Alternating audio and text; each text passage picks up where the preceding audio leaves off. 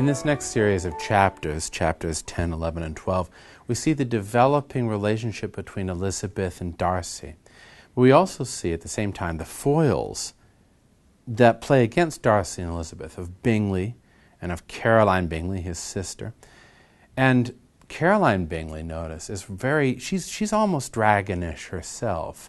She's very grasping, she's very shallow, she's chasing after Darcy for his money, and she's very territorial.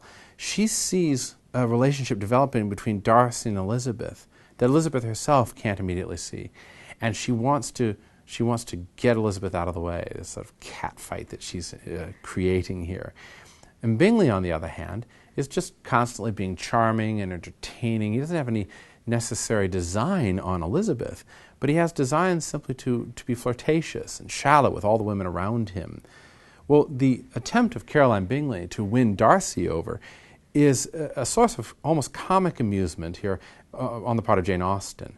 Jane Austen is a work which is rich in comedy and subtle humor. And once one gets to understand how she is humorous, you can see how her humor and her comic elements develop during the course of the story.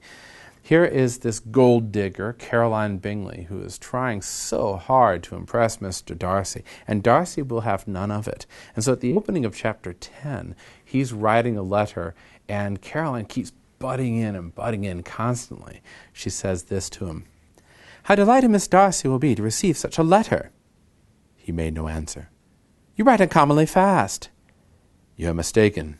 I write rather slowly." "How many letters you must have occasion to write in the course of a year! Letters of business, too. How odious I should think them!" "It is fortunate, then, that they fall to my lot instead of yours." "Pray tell your sister that I long to see her." "I have already told her so once by your desire." "I am afraid you do not like your pen. Let me mend it for you. I mend pens remarkably well." "Thank you, but I always mend my own." "How can you contrive to write so even?" He was silent.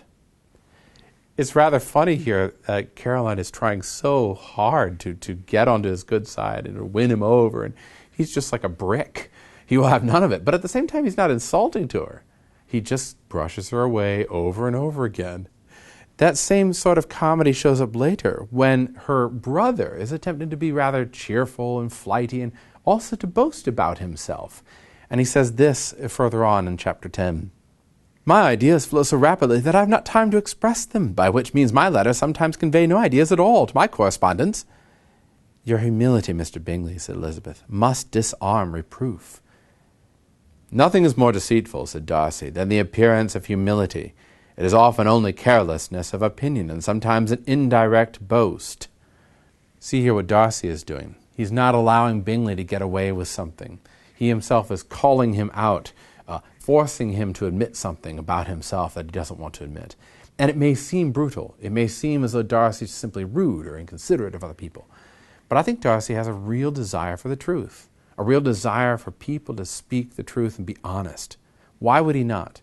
In the world in which he's grown up, which involves itself so much with wealth, with artificiality, with putting on a mask, with keeping up appearances, how could he not long for truth, long for honesty, desire honesty? We see that further in that same passage where Bingley is asked, "Well, which of the two am I?" And Darcy says, "The indirect boast, for you are really proud of your defects in writing, because you consider them as proceeding from a rapidity of thought and carelessness of execution, which, if not estimable, you think at least highly interesting. The power of doing anything with quickness is always much prized by the possessor, and often without any attention to the imperfection of the performance. When you told Mrs. Bennet this morning that if you ever resolved upon quitting Netherfield, you should be gone in 5 minutes, you meant it to be a sort of panegyric of compliment to yourself. And yet what is there so very laudable in a precipitance which must leave very necessary business undone, and can be of no real advantage to yourself or anyone else?" And again, it seems like Darcy's laying it on thick, like he's being brutal with his friend. But what we get from that passage revealing of his character is that Darcy is very concerned with doing things right. He's very concerned with loyalty, that the nature of loyalty and the nature of duty and the nature of honesty compel a man or a woman to do what is necessary, to not simply do whatever they want and to be carefree and careless. and to throw off the shackles and chains of society. Darcy is very much a man who is bound by the role that he's been born into, and he knows that. But at the same time, his sense of duty and his sense of honor and his sense of honesty, which hold him in place, make him a man who's far more reliable than Bingley. Bingley is as transient as the dew. He is as changeable as the moon. Although such flighty characters as Bingley might be attractive and charming and win us over immediately, such characters are also unreliable. They are as careless and as flighty as you can imagine. And consequently, as Darcy says, there's nothing laudable in that kind of flightiness, that kind of flashy appearance, and that kind of flashy attitude towards life. Rather, there's something very laudable in being able to be constant and be solid, reliable, honest. Well, that same sort of reliability and honesty it comes up later in a scene in this chapter where they're out for a walk. Darcy and Miss Bingley, Caroline Bingley, and Mrs. Hurst are all out for a walk with Elizabeth. And the cattiness, the flightiness of Miss Bingley makes her vicious to Elizabeth when she cuts Elizabeth out from being able to walk with Darcy. It says here, "At that moment they were met from another walk by Mrs. Hurst and Elizabeth herself. 'I do not know that you intended to walk,' said Miss Bingley in some confusion lest they had been overheard. 'You used us abominably ill,' answered Mrs. Hurst, 'running away without telling us that you were coming out.' Then taking the disengaged arm of Mr. Darcy, she left Elizabeth to walk by herself. The path just admitted 3. Mr. Darcy felt their rudeness and immediately said, 'This walk is not wide enough for our party. We had better go into the avenue.' But Elizabeth, who had not the least inclination to remain with them, laughingly answered, 'No, no, stay where you are. You are charmingly grouped, and appear to uncommon advantage. The picturesque would be spoilt by admitting a fourth. Good-bye.' And she then ran gaily off, rejoicing as she rambled about, in the hope of being at home again in a day or 2. Jane was already so much recovered as to intend leaving her room for a couple of hours that evening." Again, there's a subtlety to Jane Austen which is remarkable. A subtlety which we don't recognize immediately, perhaps. But if we've ever been in a situation where 3's company and 4 means somebody gets nudged out, then we understand that what she's pointing out here is a subtle and yet painful rudeness that goes on. The 2 women take the arms of Mr. Darcy and effectively cut out Elizabeth from the circle. Such rudeness is the dark side of the flightiness of Bingley. Bingley is flighty and unreliable, but he's charming and nice and fairly innocuous. But Caroline Bingley, who is also equally flighty and shallow, is vicious in her flightiness. Either she doesn't notice that she's being rude, or she knows she's being rude and does so intentionally. And one way or the other, her pride and her prejudice against Elizabeth force her to make Elizabeth cut out from the circle, to insult her, to injure her, to wound her emotionally. That subtlety and delicacy of social interaction, I think, is remarkable in Jane Austen. Who hasn't been in a situation like that at some point in their life? Well, Jane is very glad to leave. And later on, we have a scene where the couples are all sitting down again, and there's one more exchange that goes on between them. Here, Miss Bingley is again trying very hard to get the attention of Mr. Darcy. And they're all sitting around reading quietly. And we notice something about Caroline Bingley's character here in chapter 11. Miss Bingley's attention was quite as much engaged in watching Mr. Darcy's progress through his book as in reading her own, and she was perpetually either making some inquiry or looking at his page. She could not win him, however, to any conversation. He merely answered her question and read on. At length, quite exhausted by the attempt to be amused with her own book, which she had only chosen because it was the second volume of his, she gave a great yawn and said, "How pleasant it is to spend an evening in this way. I declare, after all, there is no enjoyment like reading.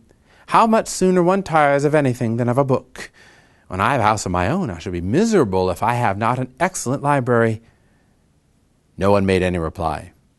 She then yawned again, threw aside her book, and cast her eyes round the room in quest for some amusement. Caroline Bingley is trying so hard to win over Mr. Darcy, proclaims that books are wonderful and she'd like a home with tons of books. And then, when no one answers, she casts her book aside and looks for something else more amusing. This is again the subtlety of humor of Jane Austen, which I so love. But it also highlights something about Caroline Bingley's character. She is concerned only with getting married and sees marriage, especially to a wealthy man, as the most important thing in her life. And consequently, she herself doesn't see enlightenment or knowledge or reading as a way to improve herself as at all important. And it's this very thing that sets her in direct contrast to Elizabeth.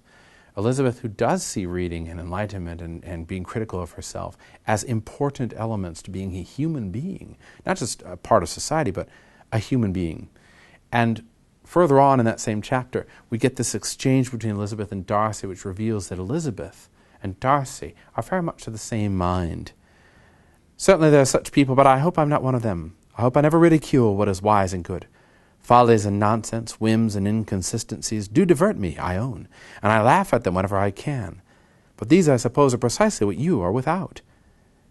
Perhaps that is not possible for anyone, but it has been the study of my life to avoid those weaknesses which often expose a strong understanding to ridicule. Such as vanity and pride? Yes, vanity is a weakness indeed, but pride, where there is a real superiority of mind, pride will be always under good regulation. Elizabeth turned away to hide a smile. Now she smiles because she thinks that Darcy doesn't recognize in himself pride. But the reality of the thing seems to be that Darcy does recognize pride, tries to keep it in check. He himself, who's a very well-educated man, is always aware of giving offense or not giving offense, of trying not to give offense to people. He tries very hard to keep his pride in check. And her prejudice against him is thinking that he is already too proud. He further tries to explain himself in that same section, saying this: "My feelings are not puffed about with every attempt to move them. My temper would perhaps be called resentful. My good opinion once lost is lost forever." "That is a failing indeed," cried Elizabeth. "Implacable resentment is a shade in a character. But you have chosen your fault well. I really cannot laugh at it. You are safe from me. There is, I believe, in every disposition a tendency to some particular evil, a natural defect which not even the best education can overcome.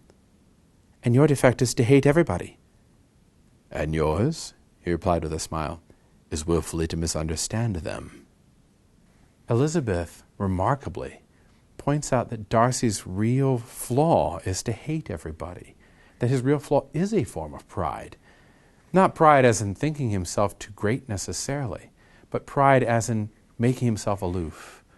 As we heard in an article earlier, this is exactly the nature of pride. Pride thinks itself aloof from everybody else.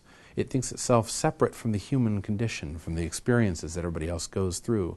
And Darcy, who is tried very hard not to give offense and very, very carefully to thread through the minefield of gold diggers and expectations of society, has come to be very bitter and has come to be very cynical and is at risk of becoming like a Mr. Bennet, cynical, removed from the world, bitter, never seeing joy or happiness in anybody else. And Elizabeth points that out. But he, contrarily, points out to her that her problem is like Mrs. Bennet, to willfully misunderstand everybody. And consequently, the two notice in one another that their difficulties of pride and prejudice set them on a course where they could be headed to become like the bad couple at the beginning of the novel.